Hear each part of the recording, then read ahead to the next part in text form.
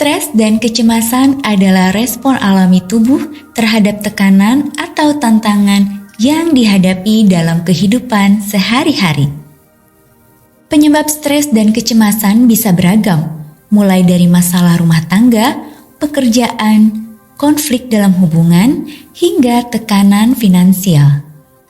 Jika tidak dikelola dengan baik, stres dan kecemasan dapat berdampak buruk pada kesehatan fisik dan mental, seperti menyebabkan gangguan tidur, menurunkan daya tahan tubuh, hingga meningkatkan resiko penyakit kronis seperti hipertensi atau depresi. Selain itu, stres dan kecemasan juga dapat mempengaruhi produktivitas dan hubungan sosial, menciptakan lingkaran masalah yang sulit diatasi. Oleh karena itu, penting untuk memahami penyebab stres dan mencari cara untuk mengatasinya secara efektif.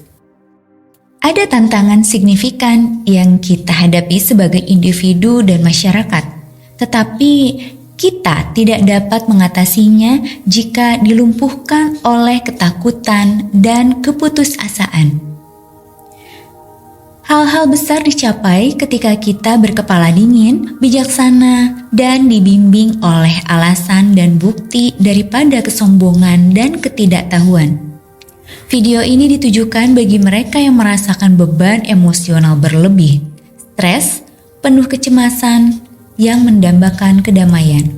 Bagi kamu yang tidak relate dengan masalah ini, saya sarankan untuk skip video ini dan beralih ke video yang lain. Oke, jika kamu relate dengan masalah di atas dan ingin menemukan ketenangan, mari kita pelajari bersama prinsip-prinsip stoikisme. Dalam menemukan cara untuk mengatasi stres dan kecemasan, setelah diteliti, stoikisme dapat menjadi dasar-dasar biologis mencapai kebahagiaan. Stoikisme adalah filosofi yang mengajarkan bagaimana menjaga pikiran yang tenang dan rasional. Tidak peduli apa yang terjadi padamu, dan itu membantumu memahami fokus pada apa yang dapat kamu kendalikan dan menerima apa yang tidak dapat dikendalikan. Ada beberapa prinsip stoik yang sangat membantu dalam mengurangi kecemasan dan stres. Tanpa gangguan ini, produktivitas dan kebahagiaan dapat berkembang. Sebagian besar ide stoik berpusat pada fakta bahwa pikiran kamu mengendalikan persepsi kamu tentang peristiwa, dan persepsi kamu tentang peristiwa mengatur apakah respon kamu akan konstruktif. Fitur utama stoikisme adalah hanya mengkhawatirkan apa yang dapat kamu kendalikan. Menekankan kepada sesuatu yang tidak dapat kamu ubah adalah pemborosan waktu dan energi. Lebih baik menginvestasikan upayamu ke dalam upaya yang akan membuahkan hasil. Konsep ini tidak boleh disalahartikan sebagai menyerah, namun tentang merasionalisasi pertempuran mana yang layak diperjuangkan.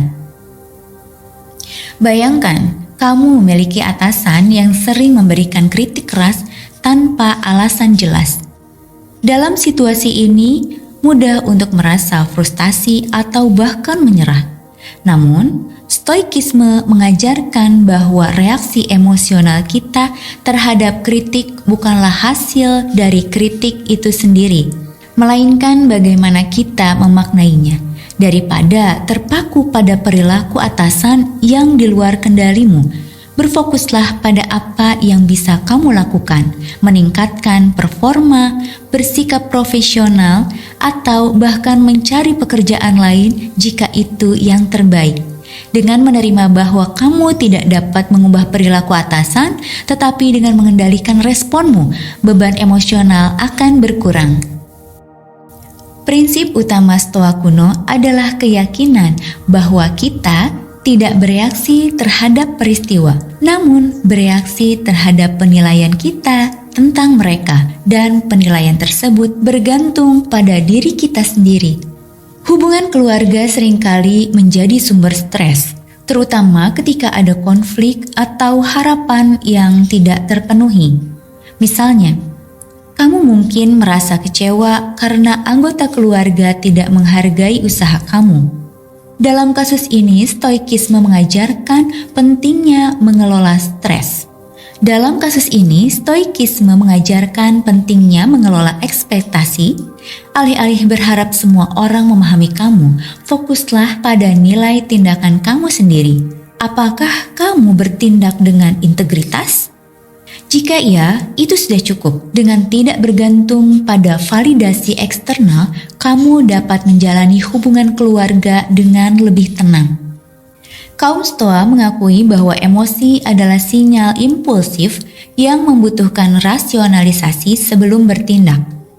Beberapa penulis Stoik menganjurkan untuk melangkah keluar dari diri kamu sendiri untuk memeriksa emosi secara lebih objektif sebagai seseorang yang tidak terikat pada situasi tersebut. Bagi siswa atau mahasiswa, kegagalan dalam ujian seringkali menjadi sumber kecemasan besar. Sebagai contoh, kamu mungkin merasa takut tidak lulus dan mengecewakan orang tua. Dalam stoikisme, ketakutan seperti ini dapat diatasi dengan menganalisis situasi secara rasional. Tanyakan pada diri sendiri apa hal terburuk yang bisa terjadi. Jika kamu gagal, kamu masih bisa mencoba lagi, belajar lebih baik, atau mencari jalan alternatif. Dengan menghadapi kemungkinan terburuk secara logis, ketakutan kehilangan kekuatannya, dan kamu dapat fokus pada usaha nyata untuk berhasil.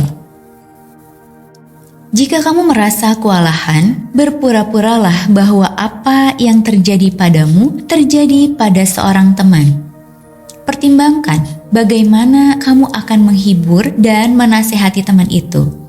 Ini mungkin merupakan respon yang lebih berkepala dingin, masuk akal, dan produktif.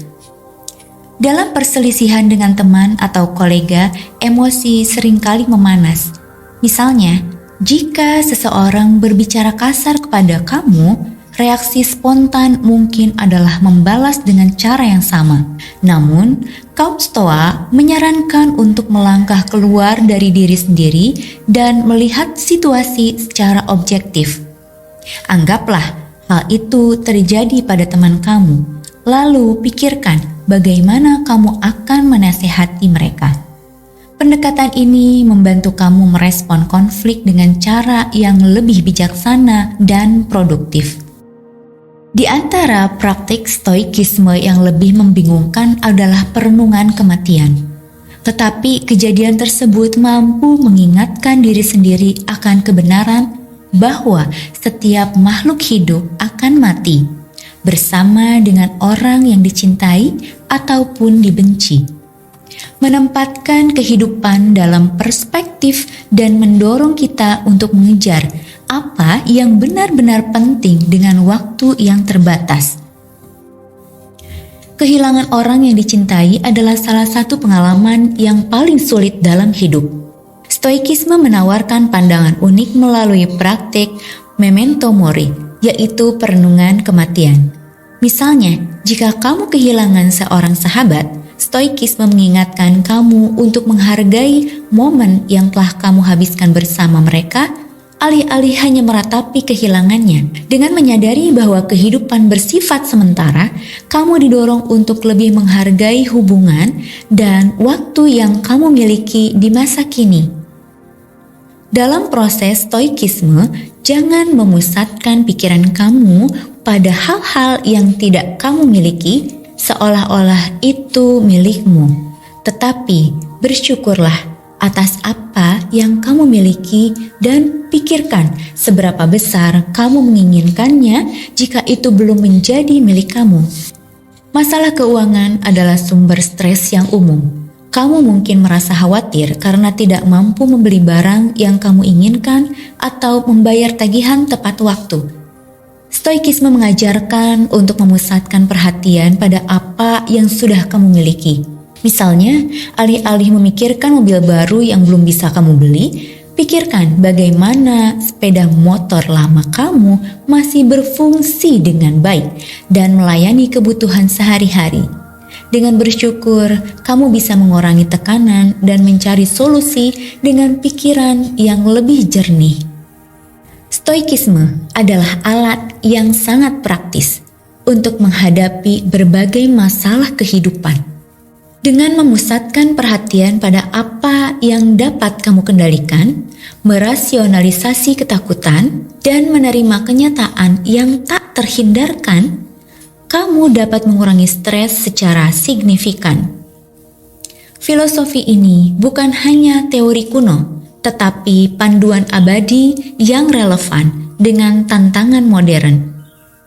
Dengan menerapkan prinsip-prinsip stoikisme, kamu dapat menemukan ketenangan dalam kekacauan, kebahagiaan dalam keterbatasan, dan kekuatan dalam ketidakpastian.